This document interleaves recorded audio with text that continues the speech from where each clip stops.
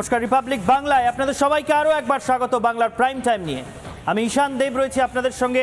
আমার সঙ্গে রয়েছে বিশাখাও। উপেন্দ্র কিশোর রায়চৌধুরীর সেই শিয়াল পণ্ডিতের পাঠশালার গল্প অনেকেরই নিশ্চয়ই মনে আছে। সেই এক কুমির তার 7টি ছানাকে শিয়ালের কাছে পড়তে পাঠিয়েছিল। শিয়াল কুমিরকে কথা দিয়েছিল 7 দিনের মধ্যে 7 জনকেই খুব ভালো লেখাপড়া শিখিয়ে ফেরত পাঠাবে। তারপরে সেই 7 কুমির ছানাকে নিজের গর্তের মধ্যে শিয়াল ঢুকিয়ে নিয়েছিল। তারপর বলেছিল, কানা খানা গানা ঘানা, কেমন লাগে কুমির ছানা, এই বলে ঘাড় মোটকে প্রথম দিনেই একটা কুমির ছানাকে খেয়ে ফেলেছিল। পরদিন যখন কুমির দেখতে আসে যে তার ছানারা কেমন আছে, তখন 6টি ছানাকে গর্ত থেকে তুলে একবার করে কুমিরকে দেখায় এবং শেষ ছানাটিকে 2বার দেখায়। দেখিয়ে শিয়াল বলে যে তার 7টি ছানাই সুস্থ আছে। এই কৌশল করতে করতে শিয়াল 7 দিনের 7টা কুমির ছানাকেই খেয়ে ফেলেছিল। এই একই রকম পরিস্থিতি এখন বাংলাদেশে দেখা যাচ্ছে। কেন দেখা যাচ্ছে? তার কারণ প্যারিস থেকে শিয়াল পণ্ডিতের মতোই কেউ একটা বাংলাদেশে উড়ে এসে জুড়ে বসেছেন দণ্ডমুণ্ডের কর্তা হয়ে। তিনি বলছেন দেশের সংখ্যালঘুদের কোনো ভয় নেই, দেশে হিন্দুদের কোনো ভয় নেই, সবাই স্বাধীনভাবে বাঁচতে পারবেন। একটা নতুন বাংলাদেশ তারা গোটা বিশ্বের সামনে উপহার দেবেন, বাংলাদেশবাসীকে উপহার দেবেন। কিন্তু সে দেশে বসবাসকারী 1 কোটি হিন্দুর সামনে তাদের যে সবচেয়ে বড় উৎসব আসছে, দুর্গোৎসব, সেই দুর্গা পুজোকে ঘিরে এক রাশ বিধিনিষেধ চাপানো হচ্ছে। নামাজ চলাকালীন ঢাকের বাদ্যি বাজানো বা মাইক বাজানো নিয়ে কিছু বিধিনিষেধ আগেও ছিল, কিন্তু এবার নতুন সরকারের নতুন নির্দেশ, আজান শুরুর 5 মিনিট আগে সমস্ত মাইক বন্ধ হতে হবে, সমস্ত বাদ্যযন্ত্র থেমে যেতে হবে এবং যতক্ষণ না নামাজ শেষ হচ্ছে ততক্ষণ পর্যন্ত কোনো বাজনা বাজানো যাবে না, কোনো মাইক বাজবে না। তাতে পুজো থেমে থাকলে পুজো থেমে থাকতে পারে, কিন্তু ওই সময় কোনো ঢাক বাজবে না। বাংলাদেশে সংখ্যালঘুদের সংরক্ষণ দেওয়ার কথা বলে, বাংলাদেশে হিন্দুদের সম্পর্কে মিষ্টি মিষ্টি কথা বলে আসলে কি কোনো এক শিয়াল পণ্ডিতের পাঠশালা তৈরি করা হচ্ছে, যে পাঠশালায়, যে শিয়ালের গর্তে একে একে হিন্দুরা সম্পূর্ণরূপে নিশ্চিহ্ন হয়ে যাবে, বিলুপ্তির পথে হাঁটবে? সেই খবর, সেই ছবি এবং সেই যাবতীয় প্রতিক্রিয়া যা কিছু উঠে আসছে বাংলার এপার থেকে ওপার থেকে, সব কিছু বিশদে দেখাবো আমি আর বিশাখা। নতুন একটা সরকার, অনেক বিপ্লব প্রতিবাদের পর নাকি নতুন বাংলাদেশ গড়ে তোলা হয়েছে। আলাদা করে সংখ্যালঘুদের জন্য গাল ভরা সে অনেক সমস্ত প্রতিশ্রুতিও দেওয়া হয়েছিল। অন্তর্বর্তী সেই সরকারের তরফ থেকে এই সমস্ত প্রতিশ্রুতি দেওয়া হয়েছিল।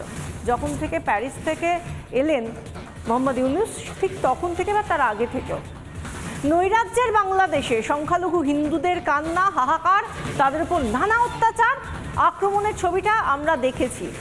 গোটা বাংলাদেশে হিন্দুদের কান্না আমরা শুনেছি এবং সেটাও খুব আগে নয়, এই মাত্র 1 মাসের আগেও আমরা দেখেছি, বা তার মধ্যে এর মধ্যেও আমরা দেখতে পাচ্ছি বহু ছবি আসছে রোজ, প্রতিদিন।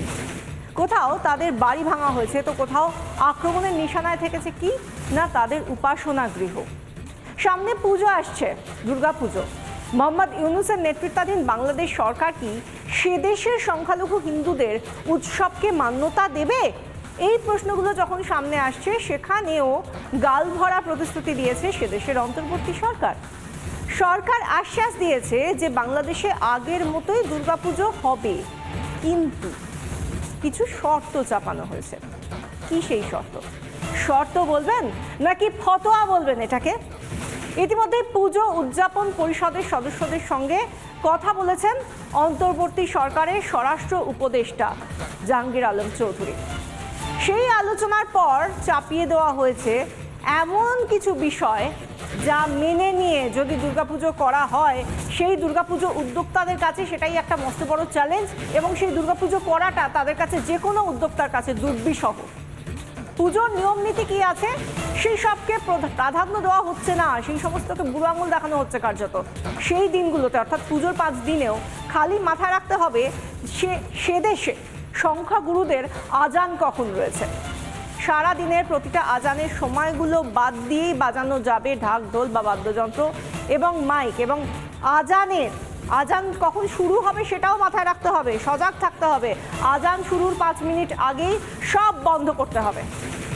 আর এখানেই প্রশ্ন, বিগত কয়েক বছরে দুর্গাপুজোর মণ্ডপে হামলা চালানোর মতো যে অপ্রীতিকর ঘটনাগুলো ঘটেছে তার হবে না এবছর, এই কথাগুলো মুখে বলে কেন এমন তালিবানি ফতোয়া জারি করেছে বাংলাদেশ সরকার? আসুন কয়েকটা ছবি দেখে নিই। প্রথমে একটা আপাত শান্তির ছবি দেখি।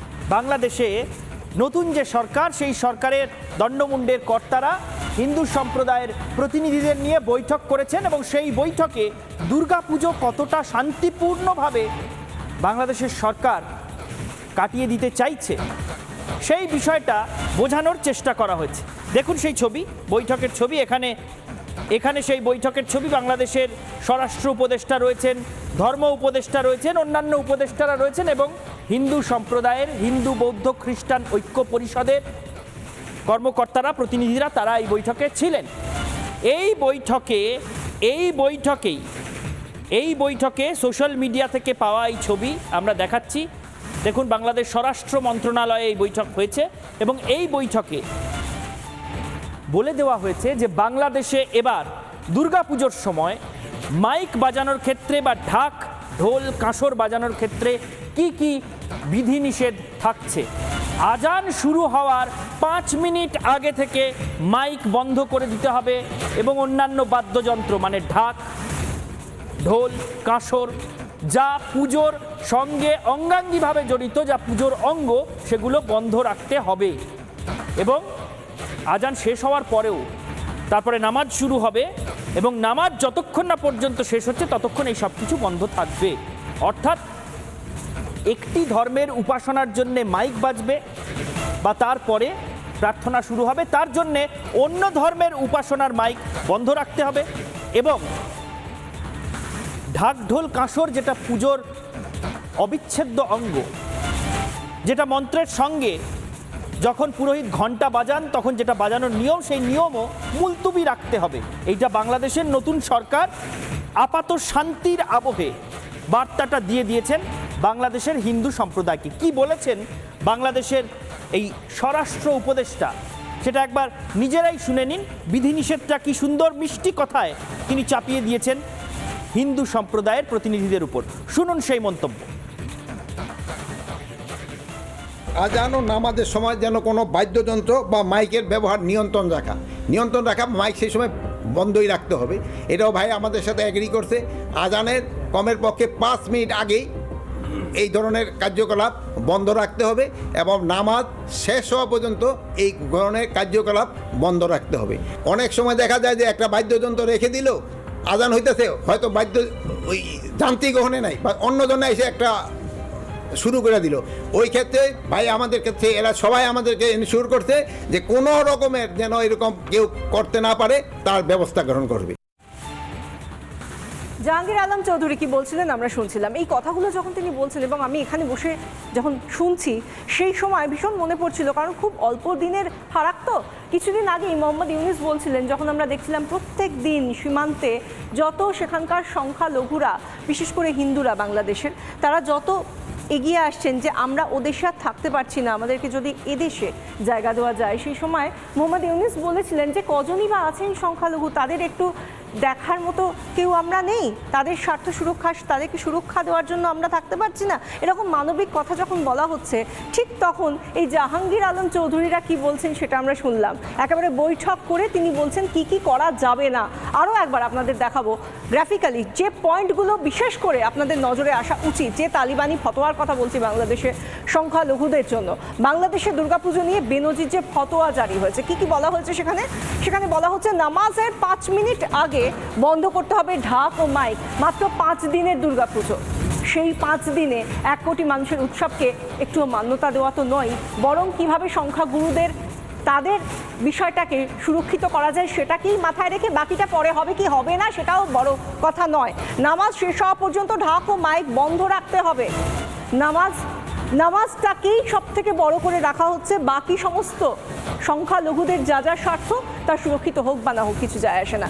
নামাজের সময় বাদ্যযন্ত্র ব্যবহার হলে কড়া ব্যবস্থা। একবার ভেবে দেখুন, যেখানে যে দেশের যিনি প্রধান উপদেষ্টা তিনি বলছেন কজনই বা আছেন, এদের স্বার্থ সুরক্ষিত করা যাচ্ছে না, একটু মানবিক হওয়া যাচ্ছে না। কিন্তু এই মানবিক সরকার, অন্তর্বর্তী সরকার, তারা যখন এই ধরনের ফতোয়া জারি করে, সত্যি কি দুরকমের মুখ আমরা দেখতে পাই না? কোনোটা মুখ, কোনোটা মুখোশ। এই নিয়ে কি বলছেন কলকাতা ইসকনের তরফ থেকে রাধারমন দাস, শুনুন। এই নিউজটা খুব ডিস্টার্বিং। বাংলাদেশের হোম মিনিস্টারের যিনি অ্যাডভাইজার আছেন উনি বলছেন কি যত অন্য ধর্মের লোক আছে ওদেরকে নিজের পূজা কীর্তন, করতাল, ঢোল, প্লেয়িং এনি মিউজিক্যাল ইনস্ট্রুমেন্ট এটা বন্ধ করে দিতে হবে 5 মিনিট আজান শুরু হওয়ার আগে। ওরা বলছে কি 5 মিনিট আগে বন্ধ করে দিতে হবে। আমরা আশঙ্কা জাতাই কি এটা এর প্রিটেক্সট নিয়ে অনেক মিথ্য আরোপ লাগানো হবে। এ ল পরে কি আজানে আগে 5 মিনিট আগে সব কিছু বন্ধ করে দিতে হবে অন্য ধর্মের রিচুয়ালস। তো এটা খুব দুঃখনীয়। শুনলেন যে ইসকনের তরফ থেকেও খুব স্পষ্ট ভাষায় প্রতিবাদ জানানো হচ্ছে। জানেন আপনারা সবাই যে ইসকন বাংলাদেশে অত্যন্ত সক্রিয় একটি সংগঠন, এবং সেই ইসকনের তরফ থেকে এপার বাংলাতেও প্রতিবাদটা নথিবদ্ধ করা হচ্ছে যে ওপারে হিন্দুদের সঙ্গে, ওপারের সনাতন ধর্মাবলম্বীদের সঙ্গে কী ধরনের আচরণ এই নতুন সরকার করছে। কিন্তু শুধুমাত্র এই দুর্গাপুজোয় বাদ্যযন্ত্র বন্ধ রাখা নামাজের সময় অথবা মাইক বন্ধ রাখা শুধুমাত্র এই একটা ফতোয়া নয়, আরও নানা রকমভাবে দুর্গাপুজোকে ঘিরে ফেলার চেষ্টা চলছে। যেহেতু দুর্গাপুজো হিন্দু বাঙালির কাছে সবচেয়ে বড় উৎসব, সেহেতু দুর্গাপুজোকে কেন্দ্র করেই এই ঘেরাটোপটা শুরু হচ্ছে।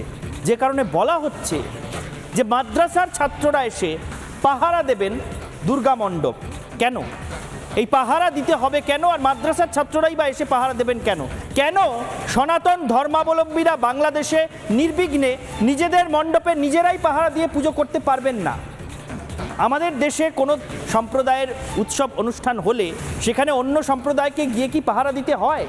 স্বাধীনভাবে নিজেদের ধর্মচর্চা বাংলাদেশের হিন্দুরা নিজেরা করতে পারবেন না কেন?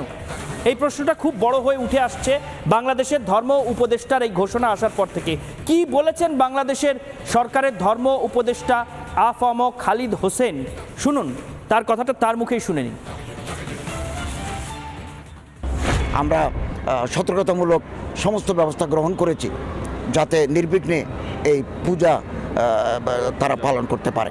মাদ্রাসার ছাত্রদেরকে আমরাও এই নিরাপত্তায় স্বেচ্ছাসেবক হিসেবে সম্পৃক্ত করার আহ্বান জানিয়েছি এবং এটা আমরা করব। যখন আমরা জানি যে এ দেশে এবং ও দেশে, অর্থাৎ এপার বাংলা ওপার বাংলা দুদেশেই দুর্গাপুজো ভীষণ ধুমধামের সঙ্গে পালন করা হয়, কারণ দুদেশেই সেই সম্প্রদায়ের মানুষ রয়েছেন বা ধর্মাবলম্বী মানুষ রয়েছেন যারা দুর্গাপুজোকে নিজেদের উৎসব হিসেবে মানেন এবং প্রত্যেক বছর এই 5টা দিনের জন্য তারা মুখিয়ে থাকেন। সেই জায়গা থেকে বাংলাদেশে যদি তাকানো হয়, যখন আর মাত্র কটা দিন বাকি সেখানেই ফতোয়া জারি করা হচ্ছে। এই ফতোয়ার মধ্যে দিয়ে কি বোঝানোর চেষ্টা করা হচ্ছে? এর পরেও কি তারা বলবেন যে তারা ধর্মনিরপেক্ষ গণতান্ত্রিক সরকার? সত্যি কি এটা বলা যায়? যেখানে ধর্মনিরপেক্ষতার কথা আসে সেখানে কি করে তারা বলতে পারেন যে শুধুমাত্র এই আজান সেটা কখন হচ্ছে, নামাজ কখন হচ্ছে, এই 5টা দিনের জন্যও কি শুধুমাত্র এই কথাটা ভেবে থাকতে হবেই যদি সত্যিই কোনো দেশ গণতান্ত্রিক ধর্মনিরপেক্ষ দেশ হয়? এবং আমরা তো দেখেছি যে তাদের গণতন্ত্রের কী রূপ। নতুন বৈপ্লবিক সরকার বারবার যে দেশ স্বাধীনতা প্রাপ্ত হয় সেই দেশ এই 3.0 বা তৃতীয় ভাগের স্বাধীনতা পেয়েও যে স্বাধীনতা তারা এনেছে সেখানে হিন্দুদের যে কী পরিস্থিতি হয়েছে বারবার আমরা দেখেছি। আর সেই জায়গা থেকে মোহাম্মদ ইউনূস তিনি কি বলেছেন? তিনি বলেছেন যে ভারতকে এটা ভাবলে চলবে না যে শুধুমাত্র আওয়ামী লীগ ছাড়া, শেখ হাসিনা ছাড়া বাকিরা সবাই নাকি ইসলামিক কট্টরপন্থী। তিনি কথা বলছেন, কিন্তু কাজে আমরা কি দেখতে পাচ্ছি? সত্যি ভাববার মতো। আমরা কি বলেছেন মোহাম্মদ ইউনূস, সে দেশের প্রধান উপদেষ্টা, আমরা একবার দেখানোর চেষ্টা করব, তার সেই বক্তব্যগুলো দেখানোর চেষ্টা করব। কিন্তু সেই জায়গাটায় যাওয়ার আগে একবার আপনাকে সত্যিই ভাবতে হবে যে ঠিক কি বলেছেন তিনি, এবং সেই জায়গা থেকে একবার ভাবতে হবে যে সত্যি এই কথাগুলো কি বলা যায়? দুরকম মন্তব্য কি করা যায়? একটা দেশে দুরকম অবস্থান কি থাকা যায়? এই নিয়ে কি বলছেন লেখক অভিক সরকার, শুনুন।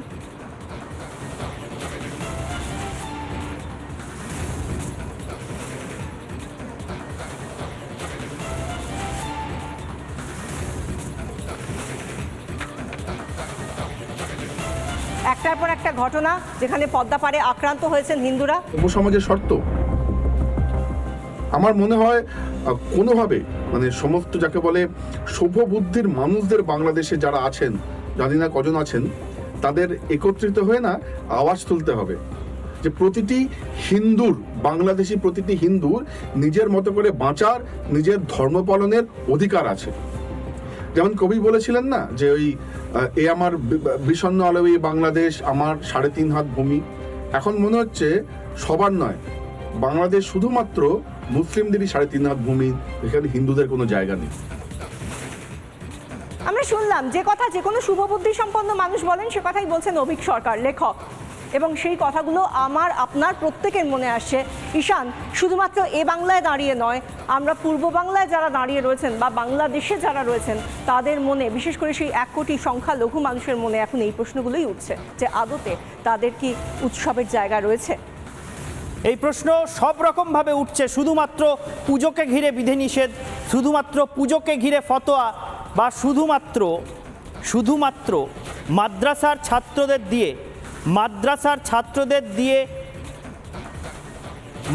ছাত্রদের দিয়ে পুজো মণ্ডপ ঘিরে রাখা বা পাহারা দেওয়ার ব্যবস্থা করা শুধুমাত্র এই বিষয় নয়।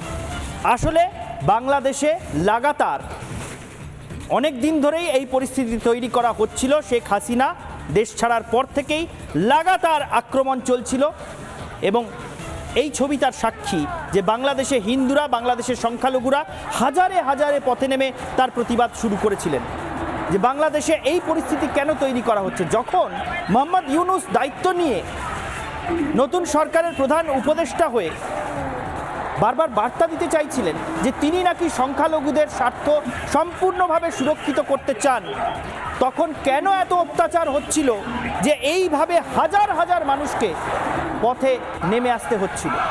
শুধুমাত্র বাংলাদেশের এই সাধারণ মানুষরা আক্রান্ত হচ্ছিলেন এমন নয়, বাঙালির আইকনরাও ছাড় পাচ্ছিলেন না। ঋত্বিক ঘটক বা সুনীল গঙ্গোপাধ্যায়ের মতন আইকনিক বাঙালি তারাও ছাড় পাচ্ছিলেন না। এটা ঋত্বিক ঘটকের বাড়ি বাংলাদেশে।